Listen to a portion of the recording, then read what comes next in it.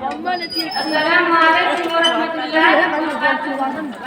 नहमदुहु व नसल्ली अला रसूलिल करीम, अम्मा बाद, अऊज़ु बिल्लाहि मिनश शैतानिर रजीम, बिस्मिल्लाहिर रहमानिर रहीम।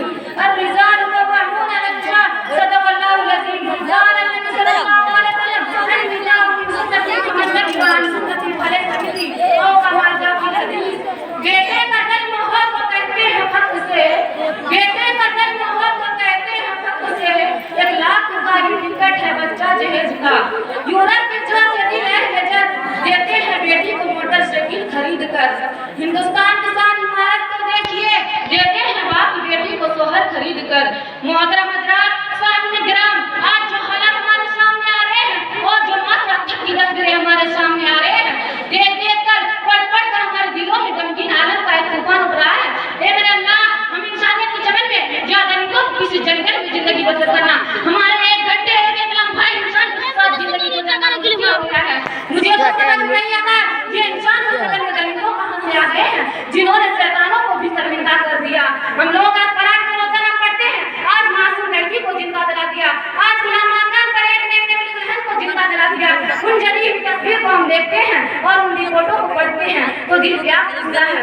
क्या जुल्म था, क्या पाप में किसी जुल्म का एक मासूम लड़की को जिंदा जला दिया गया।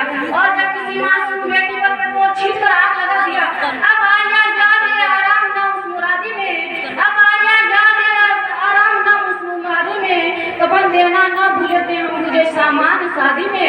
तो तुम्हारे दिल से ये सवाल नहीं उठता, बताओ इस मासूम नाजुक सी जिंदगी क्या किया था, वह कौन सा जुर्म था जिसकी सदारत में मौत लिखी थी।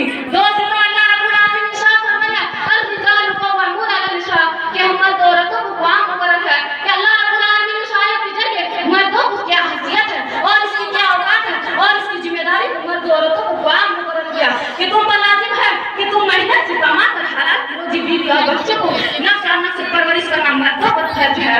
फरमाइए अपनी बीवी और बच्चों को नफ्स और नफ्स तुम पर लाजिम है, कमाना बीवी पर लाजिम नहीं, बल्कि शौहर को दौलत देना ये बीवी की जिम्मेदारी नहीं।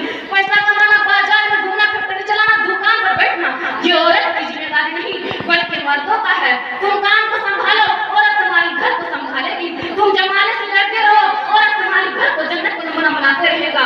अर्रिजालु कव्वामूना अलन निसा, लेकिन आज इसकी मानी बदल दी गई है।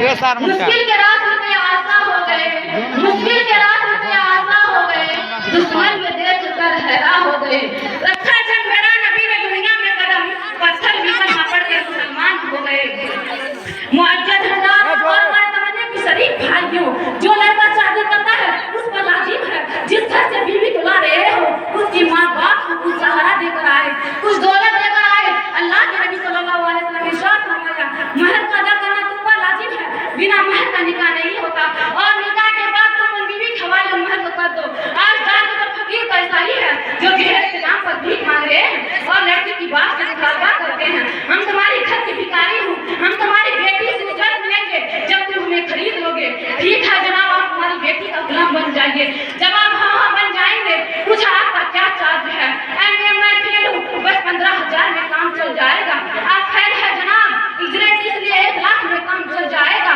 यानी आज फकीर का अलग अलग लिस्ट बनी है, ये 10,000 की, ये 15,000 की भिखारी है, ये मॉडर्न भिखारी है जो जहेज के नाम पर भीख मांग रहे हैं। और मिसाल के तौर पर आप बिहार चले जाइए तो वहाँ एक फकीर मिलेगा, अस्सलाम वालेकुम भाई साहब, कुछ दे दीजिए अल्लाह के नाम पर। आप उस फकीर को 1 रुपया देगा तो भाई दाना है, सच्ची है, 1 रुपया दिए। लेकिन आप मदारिस के बंगलोर रोड पर चले जाइए, दिल्ली की चांदनी चौक पर चले जाइए, मदारिस और कोलकाता और बम्बई कई बड़ी शहरों में आप चले जाइए तो वहाँ एक फकीर आएगा, सूट बूट कनाई लगाकर कहेगा, please help me sir, please give me sir. आप उस फकीर को 1 रुपया देगा तो वह फकीर उल्टा आंखें की तरफ देखेगा, कहेगा तुम अपने जमाने में खुद को भिखारी नहीं थे, सर में नहीं आता है, महंगाई के जमाने में 1 रुपया दे रहे हो।